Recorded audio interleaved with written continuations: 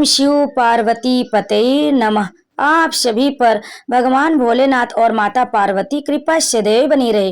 भक्तों, आज हम सुनेंगे मंगला गौरी व्रत कथा, जिसके सुनने मात्र से माँ पार्वती प्रसन्न होती हैं और समस्त मनोकामना पूर्ण करती हैं। भक्तों, आज के दिन मंगला गौरी व्रत कथा का श्रवण अंत तक करना चाहिए।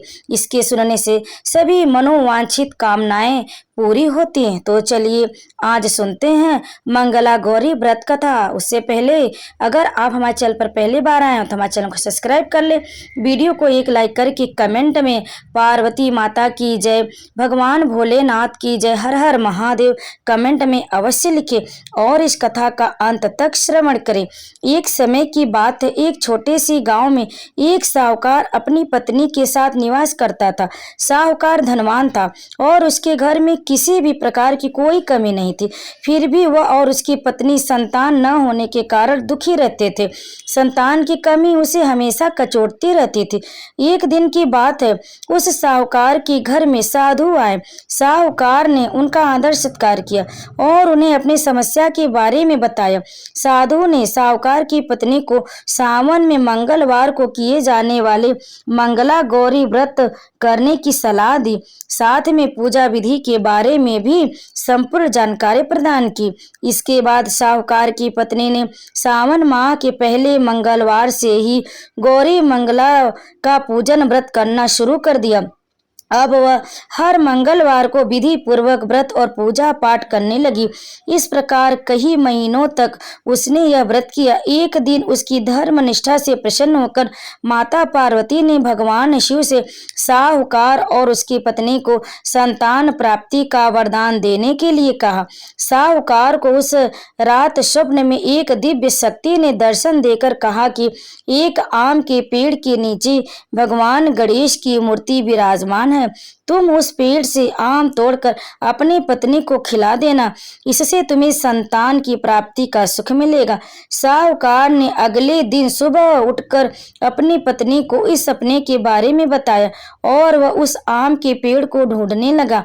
काफी समय तक ढूंढने के बाद आखिरकार साहूकार को वह आम का पेड़ मिला जहां भगवान गणेश की मूर्ति विराजमान थी। उसने आम तोड़ने के लिए उस पेड़ पर पत्थर मारना शुरू कर दिया।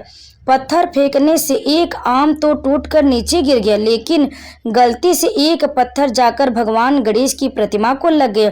इससे भगवान गणेश क्रोधित हो गए और उन्होंने प्रकट होकर उस साहूकार को श्राप देते हुए कहा कि हे स्वार्थी मनुष्य, तूने अपने स्वार्थ के कारण मुझे चोट पहुंचाई है। तुझे माँ पार्वती कृपा से संतान की प्राप्ति तो होगी, लेकिन उसकी मृत्यु 21 वर्ष की आयु में ही हो जाएगी। यह सुनकर साहूकार बहुत घबरा गया और वह वापस घर चला गया। उसने वह फल अपनी पत्नी को खिला दिया और किसी को भी इस घटना के बारे में नहीं बताया। कुछ समय पश्चात भगवान शिव और माता पार्वती के आशीर्वाद से साहूकार और उसकी पत्नी को पुत्र की प्राप्ति हुई।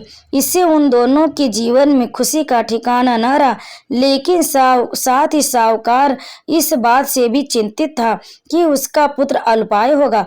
देखते ही देखते वह बालक 20 वर्ष का हो गया और व्यापार में अपने पिता का हाथ बटाने लगा।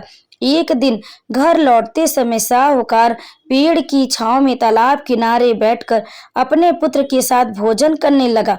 तभी वहां कमला और मंगला नामक 2 कन्याएं कपड़े धोने के लिए आईं और कपड़े धोते हुए आपस में बात करने लगी। कमला ने मंगला से कहा कि मैंने इस सावन मास में प्रत्येक मंगलवार को मंगला गौरी व्रत रखने का निश्चय किया। तुम भी माँ पार्वती को समर्पित यह व्रत अवश्य करना। इससे माता पार्वती प्रसन्न होती हैं और आप पर उनकी कृपा दृष्टि बनी रहती है। इसे करने से मनोवांछित वर और अखंड सौभाग्य की प्राप्ति होती है। कमला की बात सुनकर मंगला भी इस व्रत को करने के लिए तैयार हो गई। दूसरी ओर साहूकार ने दोनों कन्याओं के बीच यह पूरा संवाद सुन लिया और उसने अपने मन में यह सोचा कि यह कन्या मंगला गौरी व्रत को करती है, इससे इसे अखंड सौभाग्य की प्राप्ति होगी। यह मेरे पुत्र के लिए एक योग्य वधू साबित होगी। ऐसा सोचकर वह उन दोनों के विवाह का प्रस्ताव कन्या के पिता के पास लेकर गया। साहूकार की गांव में प्रतिष्ठा और मान होने के कारण कमला के पिता अपनी पुत्री का विवाह साहूकार के लड़के से करवा देते। विवाह के पश्चात भी कमला विधि पूर्वक मंगला गौरी का व्रत रखना जारी रखती है। उसके इस भक्ति भाव से प्रसन्न होकर माता पार्वती एक दिन उसे स्वप्न में दर्शन देती हैं और कहती हैं कि मैं तुम्हारी भक्ति से अत्यंत प्रसन्न हूँ, इसलिए तुम्हें अखंड सौभाग्य का वरदान देती हूँ। लेकिन तुम्हारा पति अल्पायु है, इसलिए अगले महीने मंगलवार के दिन एक सर्प तुम्हारे पति के प्राण लेने आएगा। तुम उसके लिए एक प्याले में मीठा दूध रख देना, उसके पास एक खाली मटका भी रख देना। सर्प दूध पीकर उस मटके में चला जाएगा और फिर तुम उस मटके को ऊपर से कपड़े द्वारा ढक देना। अगले मंगलवार को कमला ने माता पार्वती की बात मानकर एक प्याले में मीठा दूध रख दिया और पास में एक मटकी भी रख दी। सर्प ने आकर दूध पिया और मटकी में जाकर बैठ गया। कमला ने उस मटकी पर कपड़ा बांधकर उसे जंगल में रख दिया। माता पार्वती कृपा से कमला के पति के प्राण बच गए। इस प्रकार मंगला गौरी व्रत के पुण्य फल से साहूकार का पुत्र श्राप मुक्त हो गया। जब कमला ने घर में सबको इस चमत्कार के बारे में बताया तो सभी आश्चर्यचकित रह गए। इसके बाद साहूकार और उसकी पत्नी ने अपने पुत्र और पुत्रवधू को आशीर्वाद दिया और पूरा परिवार सुखपूर्वक जीवन व्यतीत करने लगा। तो प्रेम से बोले माँ पार्वती की जय, भगवान भोलेनाथ की जय। कथा को अंत तक सुनने के लिए आप लोगों का बहुत बहुत धन्यवाद।